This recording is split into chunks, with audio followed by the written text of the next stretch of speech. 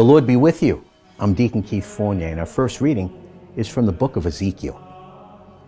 The Lord Yahweh says this: I shall take the Israelites from the nations where they have gone. I shall gather them together from everywhere and bring them home to their own soil. I shall make them into one nation in the country, on the mountains of Israel. And one king is to be king of them all. They will no longer form two nations, nor be two separate kingdoms. They will no longer defile themselves with their foul idols, their horrors, and any of their crimes. I shall save them from the acts of infidelity which they have committed, and shall cleanse them. They will be my people, and I shall be their God. My servant David will reign over them, one shepherd for all. They will follow my judgments, respect my laws, and practice them. They will live in the country which I gave to my servant Jacob, the country in which your ancestors lived. They will live in it, they, their children, their children's children forever. David, my servant, is to be their prince forever. I shall make a covenant of peace with them, an eternal covenant with them. I shall resettle them and make them grow. I shall set my sanctuary among them forever. I shall make my home above them. I shall be their God, and they will be my people. And the nations will know that I am Yahweh, the sanctifier of Israel, when my sanctuary is with them forever.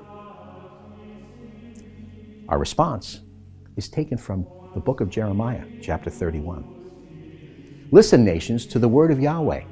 On the farthest coast and islands proclaim it. Say, he who scattered Israel is gathering him. He will guard him as a shepherd guarding his flock. For Yahweh has ransomed Jacob, rescued him from a hand stronger than his own. They will come shouting for joy on the heights of Zion, thronging towards Yahweh's lavish gifts, for wheat, new wine and oil, sheep and cattle. They will be like a well-watered garden. They will sorrow no more. The young girl will then take pleasure in the dance, and young men and old alike. I shall change their mourning into gladness, comfort them, and give them joy after their troubles. And a reading from the Holy Gospel according to St. John. Many of the Jews who had come to visit Mary and had seen what he did believed in him. But some of them went to the Pharisees to tell them what Jesus had done. Then the chief priests and Pharisees called a meeting. Here is this man working all these signs, they said, and what action are we taking? If we let him go on in this way, everybody will believe in him. And the Romans will come and suppress the holy place and our nation. One of them, Caiaphas, the high priest that year, said, you do not seem to have grasped the situation at all. You fail to see that it is to your advantage that one man should die for the people, rather than that the whole nation should perish.